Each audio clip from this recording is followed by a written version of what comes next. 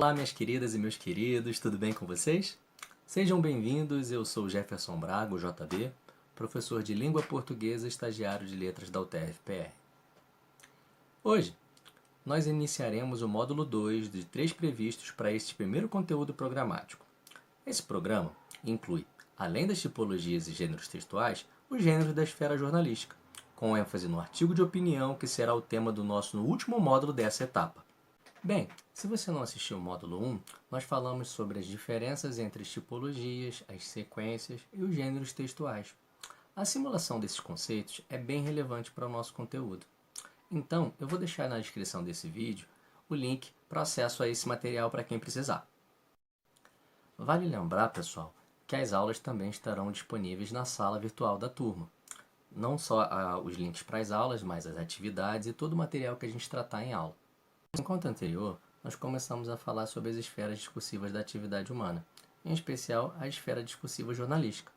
Vale ressaltar que é por meio dessas esferas que a interação social acontece. Iniciando o módulo 2, vamos nos aprofundar um pouquinho no assunto.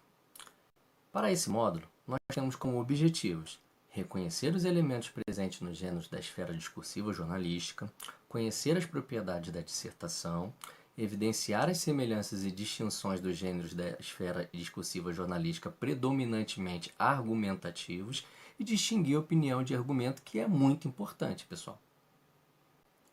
Para atingir os objetivos do módulo 2, nós vamos passar pelo seguinte roteiro. Vamos falar sobre as características do gênero da esfera jornalística, dos gêneros argumentativos da esfera jornalística, destrinchar a estrutura do texto dissertativo, falar sobre as semelhanças e as diferenças da carta do leitor para a carta argumentativa, do editorial para o artigo de opinião e desses 4 em comum. E, o mais importante, também falar sobre a diferença entre opinião e argumento. Galera, sequências textuais predominantes na esfera jornalística. Esse slide é mais ou menos uma revisão do módulo 1, né? Então, é interessante que aqui você tenha assimilado o que seria essa sequência textual. Nós temos aqui os representantes da ordem do relatar, do descrever, argumentar, dialogar, da ordem prescritiva e da preditiva.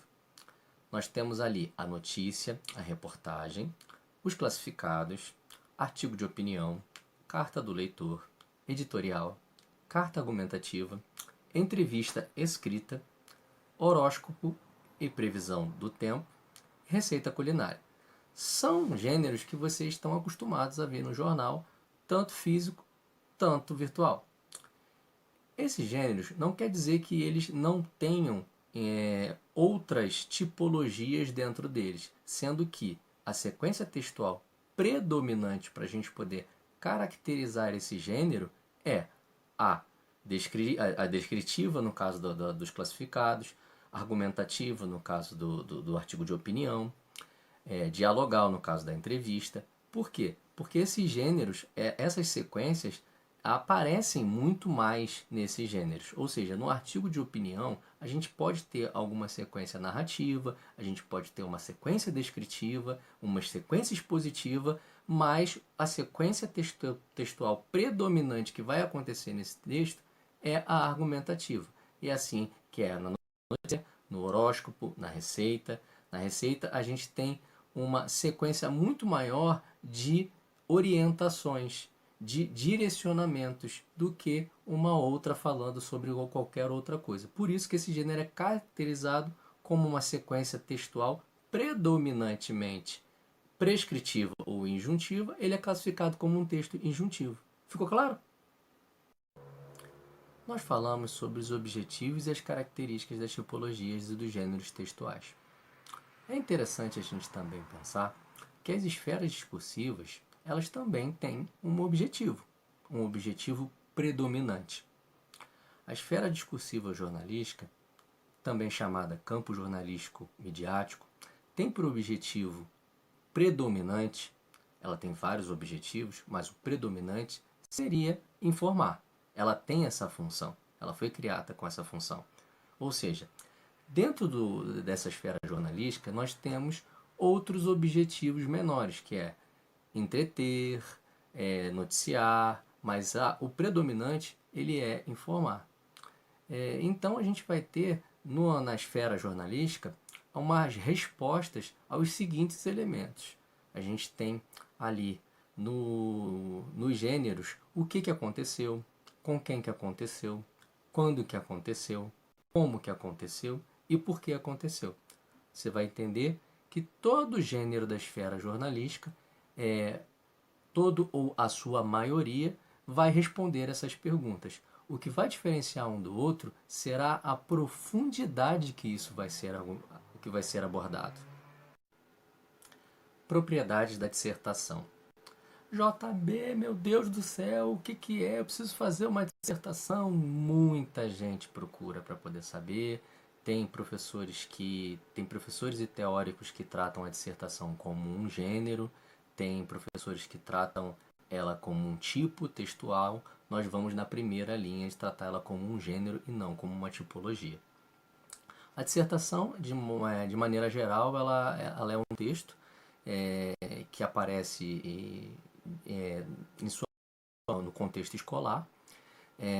Para a gente aqui, ela é um texto. Em alguns casos, na universidade, quando a pessoa precisa fazer um mestrado, o trabalho que ela precisa apresentar para concluir esse curso e garantir obter o título de mestre é uma dissertação. Mas isso aí é um outro cenário.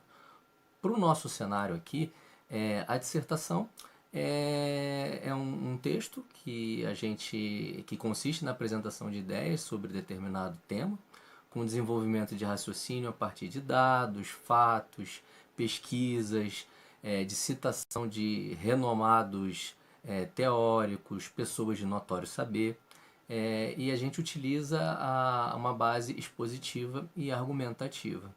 A dissertação, o texto dissertativo, ele é um equilíbrio entre esses textos, expositivo e argumentativo.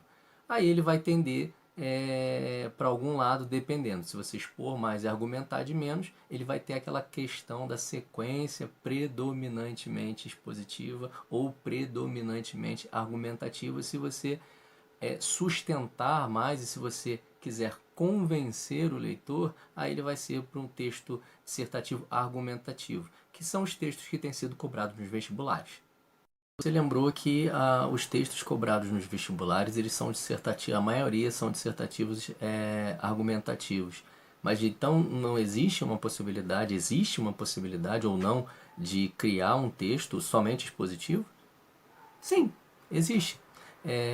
Mas por conta dessa orientação e dessa busca pela verificação da capacidade argumentativa do aluno, se tem optado nas escolas, nos vestibulares, a utilização do texto dissertativo argumentativo, para que vocês desenvolvam uma tese e a partir dela vocês exponham dados, fatos, pesquisas, citem nomes para defender aquela opinião, aquele ponto de vista de vocês.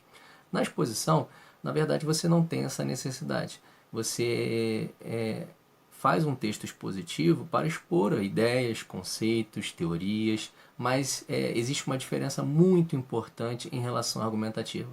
Na exposição você não tem o objetivo de convencer o leitor, o seu interlocutor, você só quer transmitir ideias. É basicamente um seminário para vocês, com o nosso contexto escolar.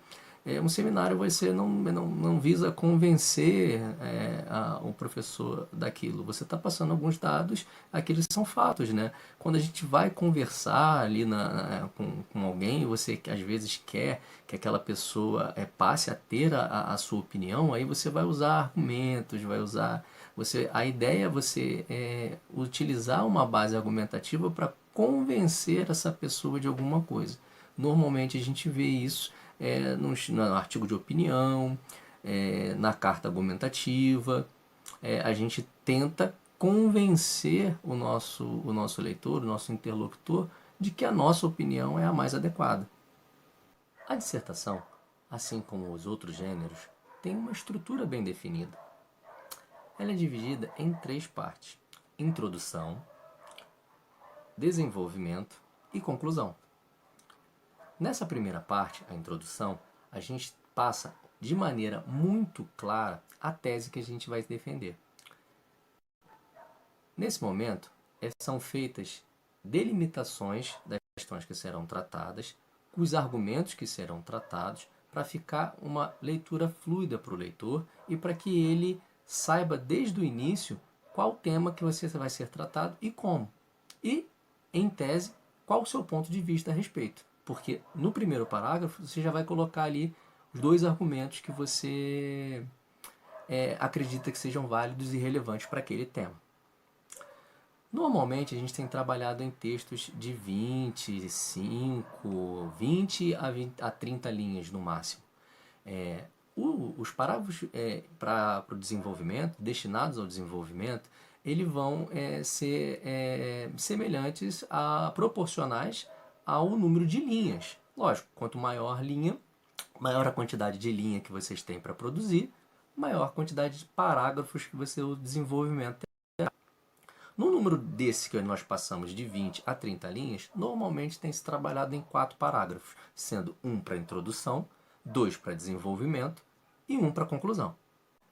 É importante destacar que quando se fala em deixar claro para o leitor qual é o tema e a tese que serão abordados, isso não significa que você deve se dirigir diretamente ao leitor, pois uma das propriedades da dissertação é justamente a ausência de interlocução direta. Nesse texto, procura-se um leitor comum, um leitor genérico, o que nós chamamos de leitor universal. O que seria esse leitor universal?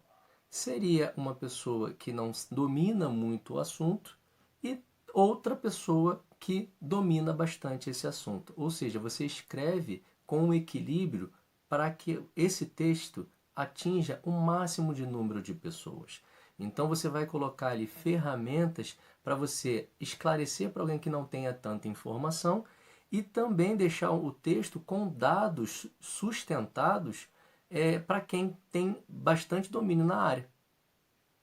A busca pelo equilíbrio no texto dissertativo visa a tornar o texto fácil para quem não domina o assunto e, ao mesmo tempo, deixar para que o especialista não tenha uma noção que o seu texto não passa de um senso comum, uma opinião que é muito difundida, que tenha dados ali que o especialista possa depreender que você sabe do que você realmente está falando. E, ao mesmo tempo, não deixar esse texto muito difícil para quem não domina aquele assunto. Entendeu? Foquemos agora nos gêneros dissertativo argumentativos. Vejamos os exemplos na tela. Nós temos a carta do leitor, a carta argumentativa, o editorial e o artigo de opinião. Esses são gêneros argumentativos sustentados pelo tripé fato, opinião e argumento. Ou seja, dependendo do seu objetivo, eles vão ter um pouco mais ou um pouco menos de profundidade e argumento. Nesse link na tela, eu trouxe uma atividade que tem 2 desses 4 gêneros. A ideia é que vocês leiam os textos e tentem identificar qual gênero é cada texto. Vamos lá? Clicando aqui, a gente vai ser redirecionado para uma página onde estão os exercícios. Então, pessoal, viemos para a página onde estão os exercícios. Diferentemente do módulo 1, eu não vou ler todo o texto, tá? Então, a gente tem umas informações aqui para vocês considerarem antes da leitura do texto 1 e texto 2, porque eu suprimi a autoria e o título para que vocês tivessem só o texto que analisar, para analisar e interpretar qual gênero que seria. Se tivesse o título e a autoria ali, seria mais fácil de vocês fazerem isso. Então, se vocês vão ler o texto 1, o tema do texto 1 e do texto 2 é o mesmo, né? Trata sobre os rolezinhos, ou rolezinhos. E o texto 2, ele é produzido por um gênero, né? E o texto 2, que é um outro gênero e o mesmo tema. Eles têm elementos que vocês devem perceber que identificam determinado gênero. Então, ao final da leitura do texto 1 e do texto 2, o que eu peço para vocês ali? Considerando o conhecimento adquirido ao longo de sua formação, os conteúdos aqui trabalhados, e a estrutura e as características desses textos, Identifique quais são os gêneros textuais desenvolvidos acima e especifique os elementos que o ou a fizeram chegar nesta conclusão. Para a entrega da atividade, adicione comentários dos elementos linguísticos julgados importantes para a explicação da sua opção. O que vocês vão fazer? Vocês vão, ao ler o texto aqui, vocês vão pegar alguns elementos linguísticos ou estruturas ou frases, algo que demarque, destaque para vocês que essa construção ela é de um determinado gênero, ela é característica de um determinado gênero. Então vocês vão fazer o seguinte, no próprio Google Docs, vocês vão selecionar o elemento linguístico ou a construção, a frase inteira ou a estrutura e vão colocar ali nos comentários o que vocês perceberam que aquele elemento linguístico ou aquela estrutura traz para o texto, que destaca, que demarca um tipo de gênero na opinião de vocês. Bem, pessoal, passado esse tempo para vocês fazerem a atividade, nós vamos falar um pouquinho sobre os objetivos e os elementos de cada gênero. A carta do leitor é um tipo de carta geralmente veiculada em jornais e revistas, na qual os leitores podem apresentar suas opiniões. Por meio desse gênero, os leitores manifestam para esse meio de comunicação as suas opiniões, elogiando ou criticando alguma matéria que tenha sido veiculada na revista ou no jornal, ou, em alguns casos, falando sobre algum assunto que esteja em voga no momento que não foi veiculado pela revista. A carta argumentativa é um tipo de texto que pretende defender um ponto de vista de um remetente específico para um destinatário específico. Ela é um pouco diferente da carta do leitor. O editorial é um tipo de texto que serve para apresentar o posicionamento crítico de um determinado grupo, uma empresa, um jornal, uma direção, habitualmente sobre os principais assuntos no momento da publicação. Então ela não é uma visão específica de uma pessoa, sim ela representa a ideia e o conceito de um grupo, de um jornal, de uma empresa. Já o artigo de opinião pretende apresentar o ponto de vista do articulista acerca de algum assunto relevante socialmente. Pode tratar de temas polêmicos, com fatos, dados estatísticos, discursos de autoridade para fundamentar a tese apresentada. Diferente do editorial, ele é uma opinião de uma pessoa, é daquele articulista, daquela pessoa que assina aquele artigo de opinião. E não necessariamente essa pessoa precisa ser jornalista. Ela só precisa ser alguém que emita uma opinião baseada em argumentos sobre algum determinado assunto. Vejamos alguns elementos característicos desses gêneros. A carta do leitor ela é constituída de textos breves e escritos em primeira pessoa, com linguagem simples, clara e objetivo, e tem a presença de destinatário e remetente específicos. O remetente e o destinatário também aparecem na carta argumentativa. No entanto, a diferença dela para a carta do leitor é que os textos são mais longos porque existe uma tentativa de fazer o interlocutor ou leitor agir ou pensar de alguma forma. O editorial ele representa a ideia, o conceito de um determinado grupo sobre algum assunto.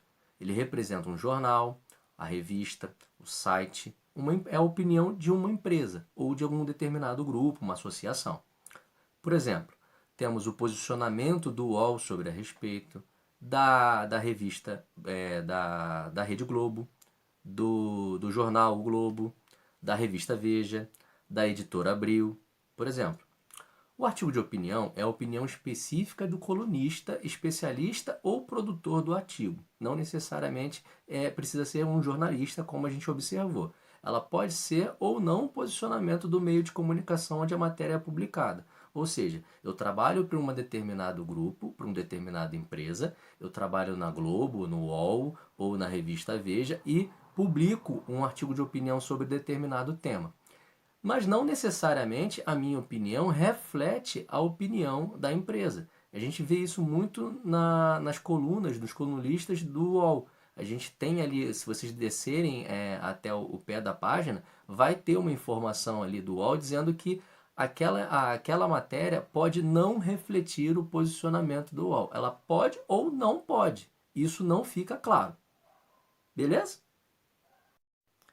Aqui, pessoal, nós temos alguns exemplos de cartas dos leitores. Ali a publicação, normalmente ela é editada pelo meio de comunicação. O leitor manda uma carta e eles publicam um excerto ali, uma parte da carta do leitor. Ela deve ser assinada por esse leitor, né, e também conter o endereço da pessoa, né, a cidade onde a pessoa reside. Vocês conseguem ver ali nos exemplos. E aí tem um tema, um título que eles dão, que é feito na redação do jornal ou da revista, e ali tem o posicionamento do leitor em relação ao assunto. Aqui a gente já tem o exemplo de uma carta argumentativa. A gente vê que ela comunga de alguns elementos que também tem na carta do leitor, a presença ali de um destinatário específico, uma assinatura no final que não está dando para poder ver ali, mas tem uma assinatura no final de quem está remetendo essa carta, data e ano. Então, mas ela diverge da carta do leitor no sentido de que ela, pela necessidade de aprofundamento para conseguir convencer esse leitor a agir ou pensar de alguma forma, ela também ela precisa de um texto um pouco mais extenso. Então ela se difere da carta do leitor devido à profundidade que a gente precisa atingir em razão do objetivo da carta argumentativa, que é tentar convencer o leitor a agir ou pensar de alguma determinada forma. Agora, com esses elementos, ficou mais fácil de identificar aqueles textos 1 e 2 que a gente passou na atividade. Vamos fazer a devolutiva. Um pouco diferente porque eu não vou entrar nos links para poder passar para vocês aqui ponto a ponto. O ideal é a gente ver isso no fórum para a gente poder ganhar tempo na aula. Então, eu vou deixar aqui para vocês esses links da tela, que a gente faz alguma análise linguística tanto da carta argumentativa, tanto do artigo de opinião, que foram os textos disponibilizados lá na atividade. O texto 1 era um texto do artigo de opinião do articulista Cristóvão Buarque, e o texto 2 se tratava de uma carta argumentativa, ambas falando sobre o mesmo tema, os rolezinhos. Então, vocês vejam ali os elementos linguísticos que caracterizaram esses gêneros, e aí a gente vai conversando sobre isso no fórum, ok? Bem, pessoal, agora nós temos bagagem no assunto para fazermos as nossas produções escritas. Clicando no link na tela, que eu vou deixar na descrição desse vídeo, vocês serão redirecionados para a página do Google Classroom criada para esse conteúdo programático. Lá, vocês encontrarão 3 atividades. Na primeira, pede-se que vocês redijam uma previsão do tempo com no mínimo 5 das 10 palavras que estão na tela. Na segunda atividade, pede-se que vocês produzam uma notícia ou uma reportagem com no mínimo 8 das 10 palavras que estão na tela. No último formulário, pede-se que vocês façam uma carta do leitor com as 10 palavras que estão na tela. Então, conto com a criatividade de vocês. Aqui, gente, nós temos um exemplo de um editorial. Esse editorial vai estar completo ali no link, que eu vou deixar na descrição desse vídeo, para que vocês consigam identificar alguns aspectos que o diferenciam do artigo de opinião. Muitas das vezes as pessoas têm dificuldade, pois nem todo editorial vem demarcado como esse está com autoria e escrito editorial e está ali embaixo por Gazeta do Povo. Muitas das vezes essa assinatura é feita pelo redator-chefe e aí faz a pessoa confundir sem saber se aquilo ali é um artigo de opinião ou um editorial. Percebamos que na leitura do editorial, como se trata de uma ideia e um conceito de um determinado grupo, de uma empresa, de um jornal, ele não tem um aprofundamento muito grande, são várias pessoas, então há uma utilização muito mais de uma extensão maior de argumentos, em alguns casos, do que de um aprofundamento em determinados argumentos, o que não vai acontecer no artigo de opinião. O artigo de opinião ele sempre vai estar assinado. Ele sempre vai estar assinado pelo articulista e a gente às vezes tem até uma pequena síntese ali de quem é aquele especialista, de quem é aquele produtor daquele artigo de opinião. O que não vai acontecer no editorial. O editorial não vai ter essa síntese. No máximo vai estar assinado pelo redator-chefe. Então, para facilitar essa identificação das diferenças entre o editorial e o artigo de opinião, eu vou deixar não só um, mas dois artigos de opinião para que vocês acessem. Eles vão estar ali no link, né? Vocês conseguem acessar a matéria toda, ele vai estar ali na descrição do vídeo. E aí eu espero que vocês consigam verificar ao longo do texto o aprofundamento que é dado em alguns argumentos que não acontece no artigo de opinião. Perdão, no editorial. A gente pode perceber ali também um marcador não verbal que identifica o texto como artigo de opinião. Normalmente no jornal ele vem escrito ali como opinião, então já é um indicador que se trata de um artigo de opinião e não do jornal. Provavelmente os jornais fazem isso para que fique muito claro que aquilo ali é a opinião do articulista e que pode ou não comungar do conceito ou da opinião do jornal, da empresa, em relação a determinado assunto que está sendo tratado. A gente pode ver ali no Jornal Dia, na matéria da direita, nós temos ali embaixo do nome do título da matéria a foto do articulista. Isso normalmente acontece com os artigos de opinião, isso não vai acontecer no editorial. Ao lado da foto do articulista, do colunista, nós temos ali uma breve síntese do que aquela pessoa faz, qual é a área de formação dela, e isso é feito para que se nos dê uma ideia de o porquê que aquela opinião daquele determinado produtor de conteúdo é relevante para esse tema. Pessoal, uma das coisas muito importantes é a gente saber diferenciar opinião de argumento.